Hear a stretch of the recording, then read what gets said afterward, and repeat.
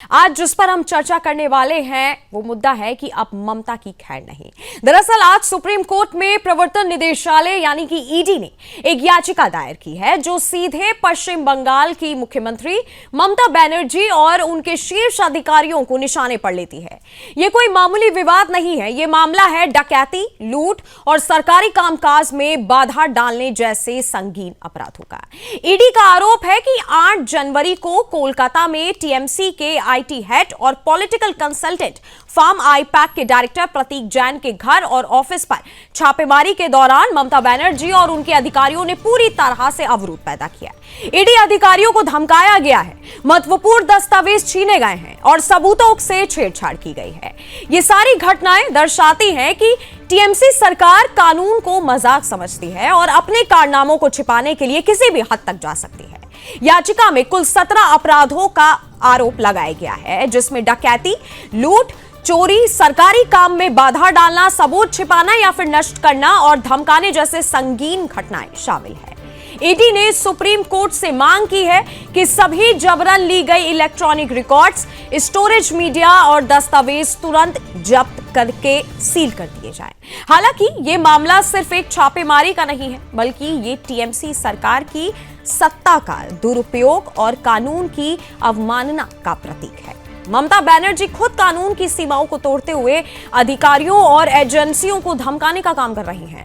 यह साफ संदेश है कि बंगाल में सत्ता के खेल का कोई विकल्प नहीं है और जनता का विश्वास लगातार टूटता जा रहा है। सुप्रीम कोर्ट का आदेश अब तय करेगा कि क्या कानून की जीत होगी या फिर बंगाल में लोकतंत्र और नियम कानून का मजाक बनता ही रहेगा। जनता जानना चाहती है कि भ्रष्टाचार और सत्ता का खेल आखिरकार कब खत्म होगा। क्या ईडी की कार्रवाई बंगाल की सड़कों पर फैल रही अवैध गतिविधियों पर अंकुश लगाएगी या फिर टीएमसी की सत्ता का यह खेल और मजबूत होता जाएगा।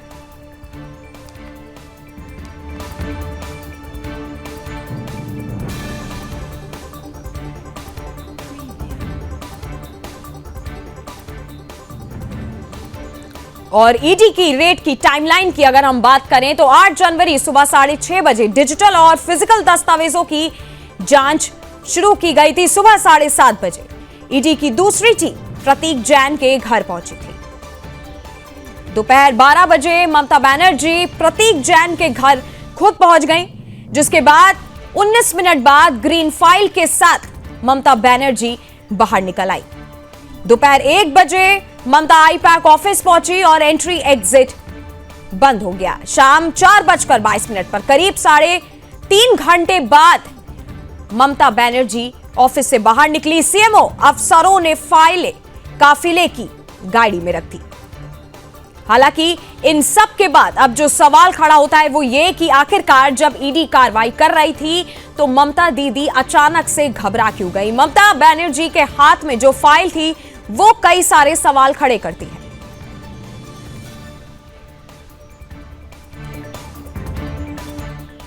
और इसी पर हम चर्चा करेंगे। मेरे साथ सभी मेहमान जो है वो जुड़ चुके हैं। तपोष पाल प्रवक्ता बीजेपी से जुड़े हुए हैं, राम प्रकाश पांडे टीएमसी प्रवक्ता जुड़े हुए हैं और सुरेंद्र स्वामी राजनीतिक विश्लेषक जुड़े हुए हैं। आप तीनों का बहुत बहुत स्वागत है इस डिबेट में। और सीधा सबसे पहले बीजेपी प्रवक्ता के पास चलते हैं।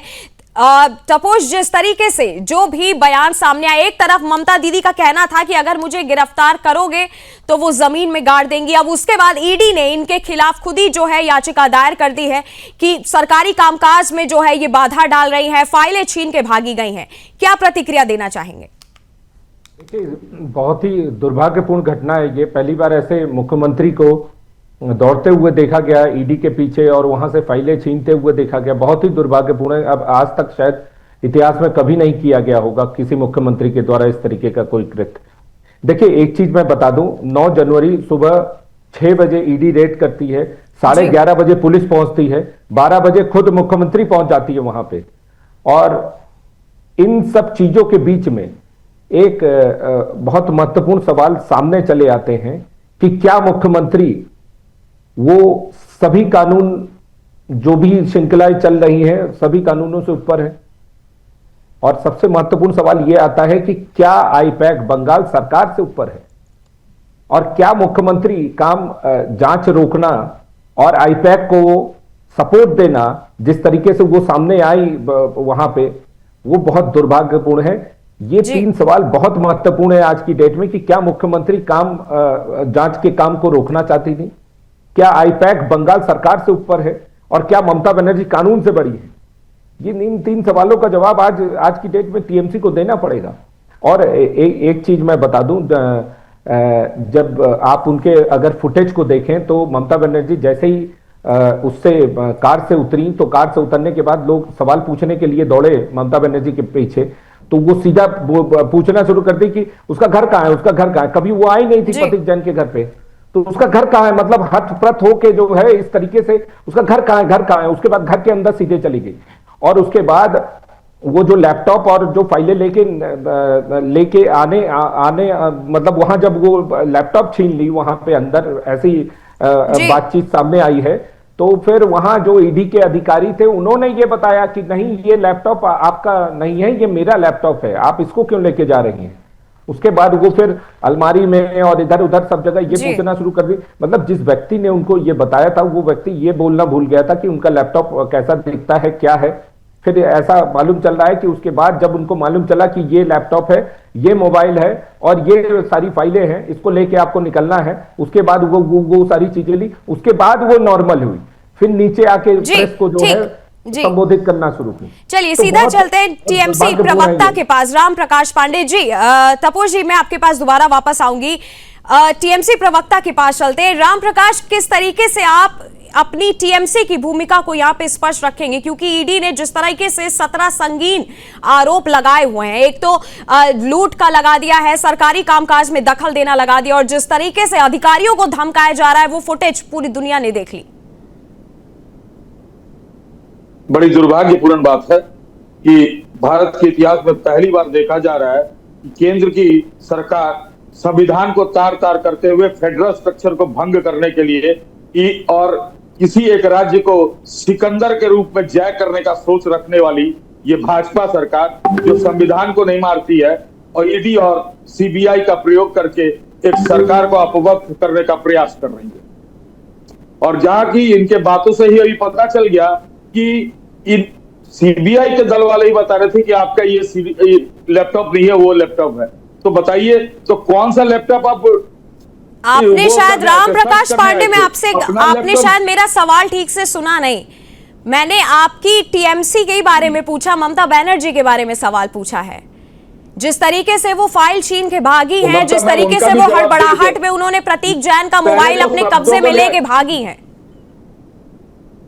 पहले तो आप शब्दों को विराम दीजिए। छीन की नहीं भागी है, अपना हक लेके बैठी है, सीधा कही। अरे अपना हक क्या होता है इसमें? ईडी कार्रवाई कर रही थी तो ममता दीदी डर क्यों गई? मेरा सवाल आप जवाब दे दीजिए। अपनी टीएमसी की भूमिका कैसे सही कराएंगे? डरने की बात है। हमारी चीजों को ईडी कैसे ले जाएगी? हमारी वहां पर स्ट्रेटेजी है, ईडी कैसे ले जाएगी? अरे तो जब ईडी कार्रवाई कर रही है, जब कुछ गलत नहीं है तो आप कार्रवाई करने देते ना। उसमें एकदम दफ्तर में घुस के जाने से, फाइल चुरा के भागने से क्या मतलब है आपका? हमने फाइल चुरानी है। हमारी मुख्यमंत्री बाहर आई है और पूरा मीडिया के सामने दिखाई है कि ये मेरा फाइल है। चुराने का शब्द किसको बोला जाता है? चुराने का शब्द होता है छीना, तो लूटपाट तो हुई ना, लूटपाट जैसे तो हुई ना, जिस तरीके से लूटपाट होती है। अगर ईडी जबरदस्ती करेगी तो जबरदस्ती हम भी करेंगे। हम चुनी हुई सरकार है, इलेक्टेड सरकार है, आपके मनमानी करने देंगे क्या? मुख्यमंत्री वो चुनी हुई है पश्चिम बंगाल की। अरे तो मुख्यमंत्री चुनी हुई है तो कानून भी तो कोई चीज होती है। मुख्यमंत्री कानून से बड़ा थोड़ी हो जाएगा। कानून अपना काम कर रहा है तो करने दीजिए उनको। मुख्यमंत्री चुनी हुई है, चाहे जितनी बार चुनी गई हो, उससे क्या होता है? तो मुख्यमंत्री चुनी हुई है तो कमाकू मुख्यमंत्री सामने खड़ी है तो कानून उनके साथ ढंग से बात तो करेगा। तो मतलब आप कहना चाह रहे हैं कि बंगाल में मतलब जो है ममता बनर्जी सबसे बड़ी है, कानून वानून कोई नहीं है उनके आगे, है ना? ना ईडी कुछ है, ना सुप्रीम कोर्ट कुछ है, ना हाई कोर्ट कुछ है, कुछ नहीं है। ये आपके शब्द हो सकते हैं। नहीं, ये मेरे शब्द नहीं है, ये आप ही बोलना चाह रहे हैं। ये आप बोल रहे हैं, खुद ही आप बोल रहे हैं ये चैनल। हमारे शब्द नहीं है, आपके शब्द, ये आपके शब्द हो सकते हैं, हमारे शब्द नहीं है। चलिए अच्छा, आएंगे कि चुनी हुई मुख्यमंत्री है, ठीक, आप इंक्वायरी करेंगे, आइए इंक्वायरी करने के लिए। ठीक। सुरेंद्र जी, जिस तरीके से ईडी ने अपनी याचिका में गंभीर आरोप ममता बनर्जी को लेकर के लगाए हैं, इसका असर अब आने वाले चुनावों पर, बंगाल की राजनीति पर कैसा पड़ सकता है? नहीं, बंगाल की राजनीति पर तो इसका असर क्या होगा वो तो अब आगे कार्रवाई पर निर्भर करेगा कि सुप्रीम कोर्ट क्या आदेश देती है, इसमें आगे क्या कार्रवाई होती है। लीगली पोजीशन ये है कि ममता बनर्जी, उनके डीजीपी, उनके पुलिस कमिश्नर और जिन लोगों ने भी ये उस दिन जो किया है वो एक कॉग्निजेबल ऑफेंस है। ममता बनर्जी एंड पार्टी के खिलाफ अगर कानून से चलना है तो उनके खिलाफ एफआईआर होगी और वो अरेस्ट होंगे। आप ये तय मानिए, जी। इसमें कोई बाएं दाएं कुछ नहीं है। लेकिन ये मसला इतना नहीं है, ये मसला देश की अखंडता से भी अब जुड़ गया है कि क्या भारत में, भारत की कोई राज्य की सरकार जी। केंद्र की सरकार के काम में दखलंदाजी करके और सड़क पे उतर के उसे रोक सकती है काम करने से। ये है इंपॉर्टेंट विषय। और जो ये बार बार फेडरल फेडरल, मोदी जी भी फेडरल कहते थे, कहीं संविधान में लिखा है कि भारत एक फेडरल कंट्री है? एक संविधान का मुझे आर्टिकल बता दीजिए जिसमें ये लिखा हो कि India is a federation of states. हमारा संविधान यूनिटरी कैरेक्टर है। राज्य सरकारें सब केंद्र के राष्ट्रपति के अधीन काम करती हैं और राष्ट्रपति प्रधानमंत्री की सलाह से काम करता है। किसी भी राज्य में गवर्नर का शासन नहीं लगता, राष्ट्रपति का शासन लगता है। जी। केंद्र की सरकार को राज्य की सूची पर भी कानून बनाने का अधिकार है। केंद्र की सरकार जब चाहे राज्य सरकार को भंग कर सकती है। तो ये बातें कहना कि फेडरल है, ये है, करेंगे तो हम सड़क पे लेके खड़े हो जाएंगे, फिर तो कानून का राज ही नहीं रहेगा। फिर संविधान किस लिए है? इसी संविधान ने ईडी को ये पावर दी है कि वो अपनी जांच में जाकर के कार्रवाई करे, छापेमारी करे। इसमें मुख्यमंत्री कौन होती है इसको रोकने वाली और वहां जाके फाइल लेके आने वाली? नहीं, ये तो ये आपने सुना जी, आपने सुना टीएमसी प्रवक्ता को भी, जिस तरीके से उन्होंने कहा कि वो मुख्यमंत्री चुनकर आ चुकी है। जी। उनको बोलना है, उनको बोलने दीजिए। लीगल पोजीशन मैं आपको बता रहा हूं, लेकिन क्या है कि हमारे यहाँ चूंकि हाई कोर्ट ने कल 14 की तारीख दी हुई है, इसीलिए सुप्रीम कोर्ट ने सुनवाई नहीं की। वो भी अपना देख के चलते हैं, अदरवाइज तो उसी दिन उनको सुनवाई करनी चाहिए थी। लेकिन चूंकि सुप्रीम कोर्ट को मालूम है कि यही मैटर हाई कोर्ट में भी है और हाई कोर्ट ने 14 तारीख पेंडिंग दी है, तो कभी भी सुप्रीम कोर्ट बिना उसकी सुनवाई हुए इसको नहीं सुनेगा। तो कल हाई कोर्ट में पता लग जाएगा कि हाई कोर्ट क्या ऑर्डर देने वाला है। अगर हाई कोर्ट ने कल ममता के अरेस्ट के ऑर्डर्स नहीं किए तो फिर मामला सुप्रीम कोर्ट में सुना जाएगा। ऐसे आप थोड़े ही बच के जा सकते हैं कि आप मुख्यमंत्री तो सड़क पे भिड़ जाएंगे किसी से भी। किसने आपको यह अधिकार दिया है संविधान के खिलाफ जाने का? कल को तो आर्मी, मान लीजिए देश में कोई इंटरनल कॉन्फ्लिक्ट होता है, आर्मी डिप्लॉय होती है, तो सीएम खड़ी हो जाएगी कि मैं आने नहीं दूंगी, किसी को यहाँ पे काम नहीं करने दूंगी क्योंकि मैं चुनी हुई हूं। अरे भारत की सरकार भी चुनी हुई है, उसी सरकार ने जो कानून बनाया है उसी सरकार के कानून के अंतर्गत ईडी काम कर रही है। और वो जो कानून बताया है उसमें बंगाल के टीएमसी के भी पार्लियामेंट में मेंबर है, राज्यसभा के भी मेंबर है, तो देश का कानून है। आप कैसे रोक सकते हैं उसको जाकर के? ठीक जी। खड़े हो जाएंगे साहब, हम नहीं करने देंगे। तो ये मैटर रिजॉल्व होगा। और मेरे से आज मैं आपको बता रहा हूं कि या तो कल हाई कोर्ट इसकी गिरफ्तारी के वारंट इश्यू करेगी, और अगर कल हाई कोर्ट नहीं करती है इस मैटर को सुनवाई तो सुप्रीम कोर्ट करेगी। इसमें कहीं कोई लीगली प्रॉब्लम नहीं है। पॉलिटिकली जो होगा वो उसके बाद देखा जाएगा जी। और सीधा चलते हैं, यही है। ठीक है। और हमारे पास साथ रामप्रकाश पांडे बने हुए हैं। रामप्रकाश, आपने सुना राजनीतिक विश्लेषक को हमारे, आपकी सरकार पर कई सारे सवाल जो है अब खड़े हो रहे हैं। जिस तरीके से आधिकारिक काम में बाधा डालना, ईडी के अधिकारियों को धमका देना, फाइल को जबरदस्ती उनके हाथ से लेकर के भाग जाना, अपनी ही सरकार पे, टीएमसी सरकार पे कई सारे सवाल खड़े हो रहे हैं। आपको नहीं लगता कि जनता का भरोसा आपकी सरकार पर से उठ रहा होगा? कतई नहीं, कभी नहीं, क्योंकि हमारी भारत की, पश्चिम बंगाल की जनता अच्छे से देख रही है कि केंद्र सरकार की रवैया क्या है। 2020 का केस जैसे ही इलेक्शन आया तो खुल गया, क्योंकि पहले भी ये नरेंद्र मोदी की सरकार बोलने वाली थी जब मुख्यमंत्री थे ये कि ईडी और सीबीआई केंद्र की पिंजड़े की तोता है, तो इन्होंने अब तोता अपना बना रखा है, वो खोला है। तो जनता अच्छे से जानती है कि ये क्या है, कि पश्चिम बंगाल को विजय करने के लिए अपने सारे पैतरे अपना लिए हैं, किंतु विजय नहीं हो पा रहे। रामप्रकाश पांडे, दूसरी बात आप बता रहे कि हमारी सरकार ने इसीलिए पहले कैबिनेट दाखिल कर रखा है, ठीक है, कि मनमानी नहीं और तथ्यों पर हमें न्यायालय पर पूरा भरोसा है, पूर्ण भरोसा है कि तथ्य, क्योंकि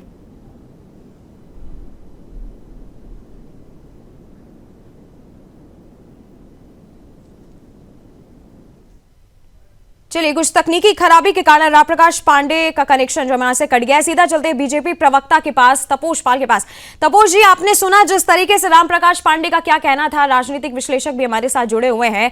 एक तरफ छीना छपटी होती है, ईडी के अधिकारियों को जो है धमकाया जा रहा है।